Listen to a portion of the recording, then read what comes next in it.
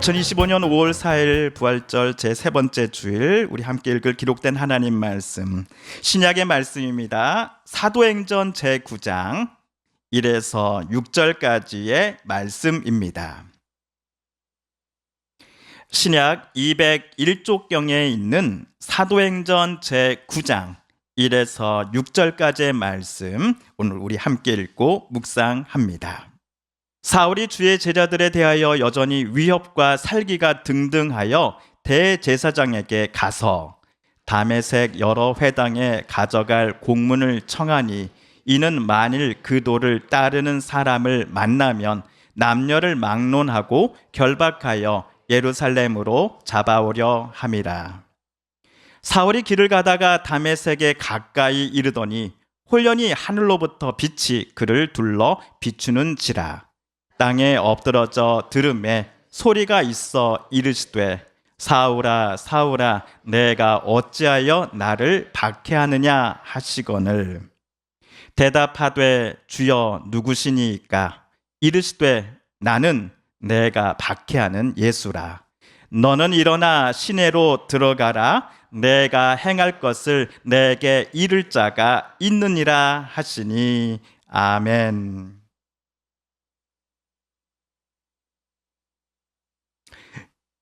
지난주 화요일 저는 충남로의 중부시찰 목사님 또 장로님들과 함께 문경세제로 야유회를 다녀왔습니다. 문경세제는 경상북도 문경시에 위치해 있습니다. 조선시대 경상도에서 한양으로 올라가려는 사람들은 반드시 이곳 문경세제 길을 걸어야만 했습니다. 예를 들어 경상북도 안동에 사는 과거 시험 응시자는 안동에서 출발하여 상주 또 문경세제를 통과한 후 충주를 거쳐 한양에 도착을 했습니다. 광희문이 한양의 첫 관문이었다라고 합니다. 경상북도 안동 터미널에서 서울 광희문까지 거리를 재보니 네이버 지도에 따르면 245km가 나옵니다. 조선시대에는 지금처럼 도로 사정이 좋지 않았기에 그 당시에는 거리가 약 300km 정도 되었을 것입니다. 안동에서 서울 광희문까지 가는데 도보로 빠르면 10일, 늦으면 14일 정도가 걸렸을 것으로 추정됩니다.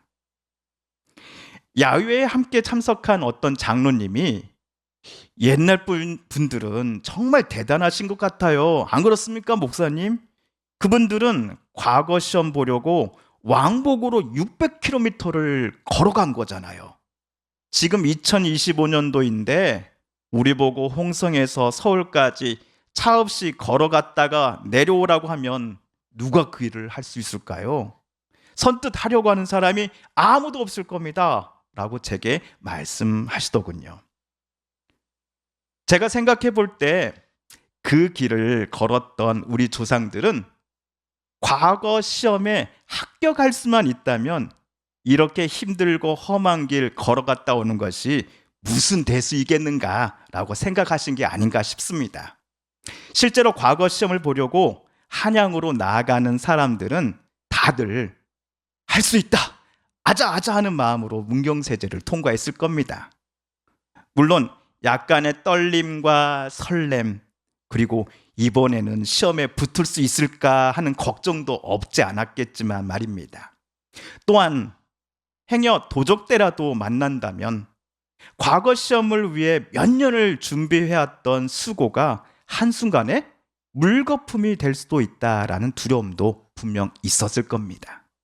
그럼에도 시험이 끝나고 문경세제 길을 따라 고향집으로 내려갈 때에는 꼭 내 손에 합격증을 쥐고 있었으면 좋겠다라는 바람 가지고서 과거 시험 응시자들은 이 문경세제 길을 따라 걸었을 것입니다. 자, 그런데 안동에서 문경세제를 거쳐 한양까지만큼의 비슷한 거리를 말을 타고 급하게 돌파했던 어떤 사나이가 오늘 성경에 나옵니다. 이 청년의 이름은 사울입니다. 그는 유대 민족의 수도인 예루살렘에서 출발하여 오늘날의 시리아의 수도라 할 수 있는 다메섹에 거의 다 도착하였습니다. 예루살렘에서 다메섹까지의 거리가 도보로 약 250km 정도가 됩니다. 이는 안동에서 한양까지 거리와 비슷합니다. 그런데 과거 시험을 보려고 문경세제를 걸었을 조선시대의 수험생들과 다메섹으로 급히 이동 중인 사울 사이에 차이점이 하나 있다는 것을 저는 발견했습니다. 그것은 얼굴 표정입니다. 우선 조선시대 수험생들의 얼굴 표정은 어떠했습니까? 시험을 앞두고 긴장함과 떨리는 마음, 설렘, 불안함, 또한 강도를 만나지 않았으면 하는 염려 등의 마음들이 한데 녹아서 그들의 얼굴의 표정으로 고스란히 다 드러났을 겁니다. 반면 예루살렘에서 출발하여 다메섹 성읍 내에 도착하기 몇 시간을 앞두고 있는 청년 사울의 표정은 어떠했습니까? 우리 오늘 성경 1절을 새번역 성경으로 다시 한번 읽어볼까요? 시작! 사울은 여전히 주님의 제자들을 위협하면서 살기를 띠고 있었다. 그는 대제사장에게 가서. 1절에 따르면 청년 사울의 얼굴은 적어도 행복해 보이지 않았습니다. 조선시대 선비들처럼 뭔가로 설레하거나 심장이 쿵쾅쿵쾅 뛰는 긴장감이 사울에게는 전혀 보이지 않았습니다. 대신 그에게는 살기가 가득했습니다. 가끔 스포츠 중계 등에서 오늘 투수의 눈빛이 타자의 눈빛이 날카롭습니다 라고 살기가 느껴집니다 라는 말 여러분 들어본 적 있으시죠? 그런데 이 살기라는 단어가 얼마나 무서운 단어인지를 알게 된다면 앞으로 우리는 이 단어를 전처럼 함부로 사용하지 않게 될 것입니다. 국어사전은 남을 해치거나 죽이려는 무시무시한 기운을 가리켜 살기라고 부릅니다. 살기라는 것은 어떤 사람의 생김새 또는 분위기에서 풍겨지기도 하겠지만 대부분은 그 사람이 가진 눈빛 또는 눈동자가 불안정하게 왔다 갔다 함과 같은 것들을 통해 밖으로 상대방에게 전해집니다. 어떤 낯선 사람과 만났을 때 그의 눈빛이 불안정한다거나 눈빛이 남에게 위협을 주는 듯한 느낌을 받으셨던 적은 여러분 없으셨습니까?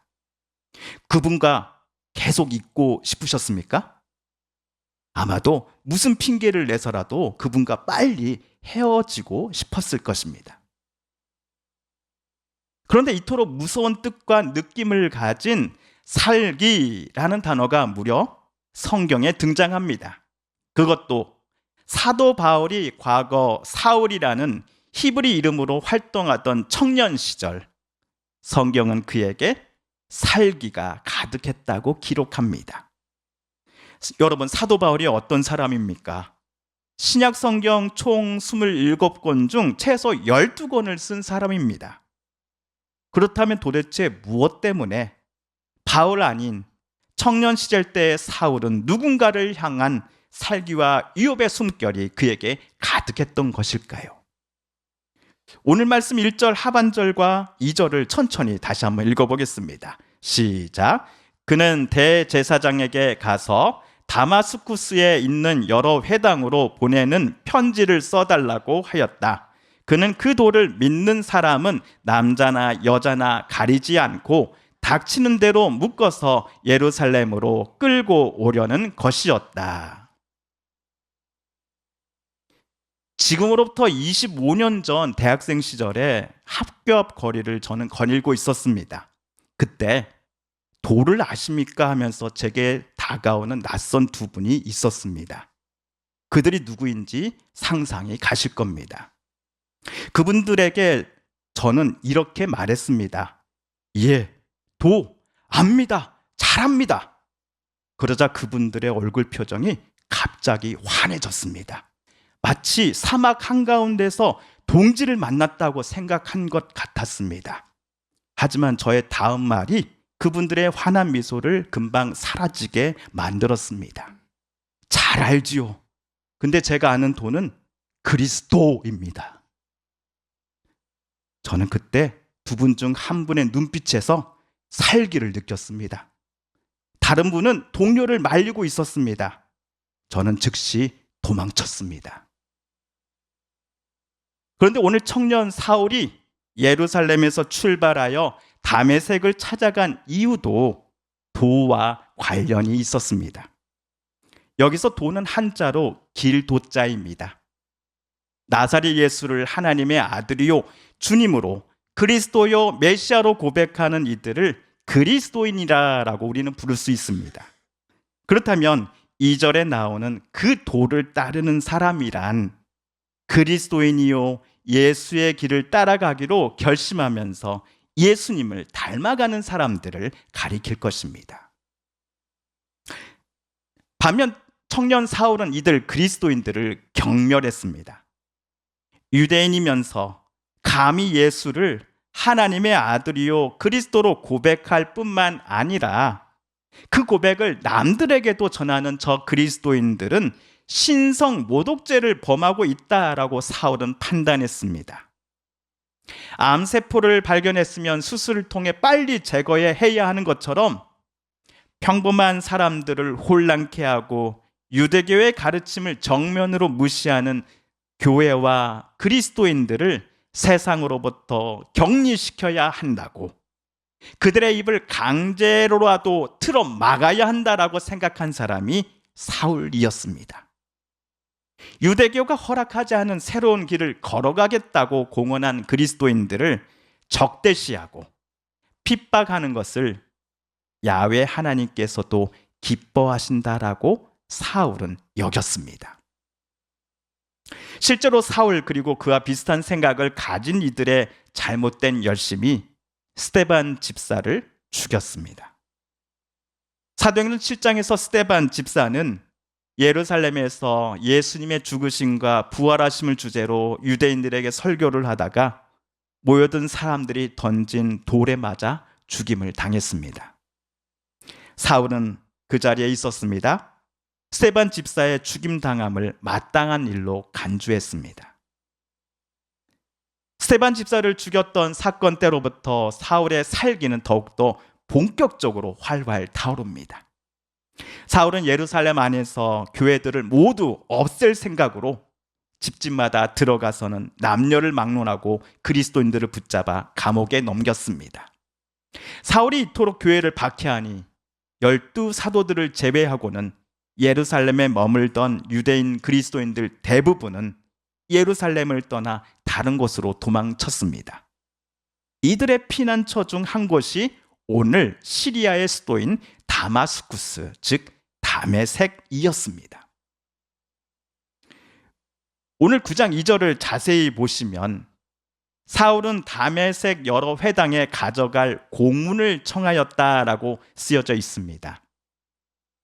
회당은 유대교인들이 매주 안식일에 모여 하나님께 예배를 드리는 장소입니다. 예루살렘은 물론이고 회당은 이스라엘 전역 그리고 외국에도 있습니다. 다메섹에 거주하는 유대교에 속한 유대인들이 모이는 장소가 다메섹 회당이겠지요. 그런데 이 회당으로 예루살렘에서 도망쳐 나온 유대인 그리스도인들이 피신해 있었던 것입니다. 그래서 사울은 오늘 예루살렘 성전에 근무하는 대제사장이 발급해준 공문을 하나 받아들고서는 곧장 다메섹으로 향했습니다. 그런데 여기서 뭔가 이상하다라는 느낌 여러분은 안 받으셨습니까? 청년 사울은 유대인입니다. 반면 다메섹은 시리아의 영토입니다. 유대인 사울이 예루살렘 성전에 있는 대제사장이 발급한 증서에 근거하여 유대 땅도 아닌 외국 시리아 수도인 다메섹에 피신한 이 유대인들을 붙잡아 온다라고 하는 상황이 여러분은 이해가 되십니까? 숭실대학교 김혜건 교수님에 따르면 사울 당시의 유대교 종교 권력가 로마 제국 권력은 서로 적대적 공생 관계를 맺었습니다. 로마 제국은 자신들의 체제 질서를 혼란스럽게 하는 세력을 보이는 대로 탄압하고 억눌렀습니다. 로마 제국의 이러한 방침을 대제사장을 중심으로 하는 유대 종교 권력은 이용을 합니다. 대제사장과 그의 무리들은 로마 제국 권력 구조의 이 허락하에 예수라는 도를 따르는 교회와 그리스도인들을 합법적으로 탄압할 수 있었던 것입니다. 예루살렘과 다메섹 모두 큰 틀에서는 로마 제국의 통치 영역이었습니다. 그래서 예루살렘의 대제사장은 사람을 보내서 외국으로 도망친 그리스도인들을 붙잡아 오라는 명령을 내릴 수 있었던 것입니다. 이에 유대인 청년 사울은 지금 대제사장의 명령 증서를 받아들고는 도망친 유대인 그리스도인들을 붙잡고자 다메섹 회당을 급습하려고 했던 것이었지요. 그런데 저는 이 김 교수님의 의견과는 조금 다른 방향으로 오늘 사울의 살기를 해석해 보려고 합니다. 여러분은 가스라이팅이라는 말을 들어보셨을 겁니다. 가스라이팅은 타인이 나로 하여금 현실을 인식하는 부분, 도덕적인 판단, 정체성을 믿지 못하도록 옆에서 조작하거나 통제하는 것과 같은 심리적인 폭력을 가리킵니다. 가스라이터는 다른 사람들에게 대한 통제권을 확보하기 위해 상대방을 심리적으로 조종하는 기술을 사용하는 사람들을 가리킵니다. 이 가스라이팅이라는 책을 쓴 작가 스테파니 몰턴 사키스 씨는 다음과 같이 썼습니다. 가스라이터 공직자는 정권을 손에 쥔 듯이 행동하고 모두 자기가 시키는 대로 할 것을 기대한다. 독재자나 막강한 권력을 휘두르는 통치자들은 권력형 가스라이터의 완벽한 사례라고 말할 수 있다. 물론 언제든지 그 직위를 박탈당할 수 있지만 그들은 마치 전지전능한 신인 양 행동한다. 그렇다면 청년 사울이 이토록 살기 가득한 열심을 가지고 예루살렘과 주변 지역에 숨어있는 그리스도인들을 붙잡으려고 했던 이유는 그를 가스라이팅한 대제사장 때문은 아니었을까요? 하나님을 향한 열심이 자기와 다른 생각을 가진 누군가를 무시하고 미워할 뿐만 아니라 심지어 그들을 강제로 붙잡고는 죽이는 것이야말로 하나님의 뜻이라고 착각하게 만든 이들은 유대교 최고 지도자인 대제사장이었던 것입니다. 대제사장과 그를 따르는 무리들은 사울의 마음을 헛된 열심과 무서운 살기로 가득 채워버린 가스라이터들이었습니다. 이들 가스라이터들이 사울의 눈에 비늘 같은 것들을 씌워서는 정작 하나님을 보지 못하게 만들고 자신들의 뜻대로 청년 사울을 조종했던 것입니다. 그런데 사울의 눈을 덮고 있던 비늘을 제거하시는 분을 오늘 그는 다메섹 도상에서 만납니다. 그분이 바로 예수님이십니다. 사울이 다메섹에 거의 다 이르렀을 때 갑자기 하늘에서 빛이 번쩍이며 그의 둘레를 비췄습니다. 사울은 땅에 엎어집니다. 사울을 향해 예수님은 사울아, 사울아, 내가 어찌하여 나를 박해하느냐? 나는 내가 박해하는 예수다라고 말씀하십니다. 예수님은 사울아, 사울아, 내가 어찌하여 그들을 박해하느냐가 아니라 너는 어찌하여 나를 박해하느냐라고 물으셨습니다. 지금 이 발언을 통해 예수님은 사울, 내가 기독교인을 공격하는 것이 바로 나 예수를 공격하는 것과 마찬가지임을 사울에게 깨닫게 해주십니다. 그리고 사울아, 사울아라고 두 번이나 그의 이름을 예수님은 부르십니다. 사울을 정죄하기 위해서도 또한 그를 꾸짖고 비난하기 위해서도 아니었습니다. 예수께서 부활하시고 얼마 지나지 않아 갈릴리 바닷가에서 큰 죄책감으로 예수님의 얼굴을 차마 보지 못했던 베드로를 주님은 만나셨습니다. 예수님 베드로에게 요한의 아들 시몬아, 내가 나를 사랑하느냐? 너는 내 양을 치라라고 3번씩이나 묻고 부탁하셨지요. 마찬가지로 유대교 지도자들에 의해서 가스라이팅을 당하고 잘못된 열심과 살기를 가지고서 믿는 자들을 보이는 대로 잡아 감옥에 쳐넣는 일을 하나님께서 기뻐하신다라고 간주해왔던 오늘 사울을 주님은 만나셨습니다. 그리고 말씀하셨습니다. 너는 일어나 시내로 가라. 내가 행할 것을 너에게 이를 자가 있다.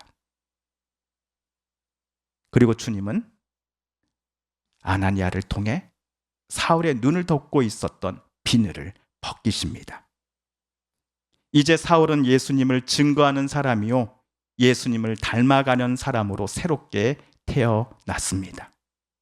이때를 회상하며 바울은 노년에 이렇게 썼습니다. 우리 디모데전서 1장 13, 14절을 함께 읽어보겠습니다. 시작. 내가 전에는 회방자요, 박해자요, 폭행자였습니다. 그러나 그러한 행동은 내가 믿지 않을 때에 알지 못하고 한 것이므로 하나님께서 나에게 자비를 베풀어 주셨습니다. 우리 주님 나에게 은혜를 넘치게 부어 주셔서 그리스도 예수 안에서 얻는 믿음과 사랑을 누리게 하셨습니다. 아멘. 성도 여러분, 예수님께서 사울의 눈을 덮고 있었던 이 비늘을 벗겨주셨습니다. 그런데 이 비늘이 혹시 저와 여러분의 영혼 또는 마음의 눈을 덮고 있는 것은 아닌지 오늘 말씀 앞에 우리가 곰곰이 생각해 보았으면 좋겠습니다.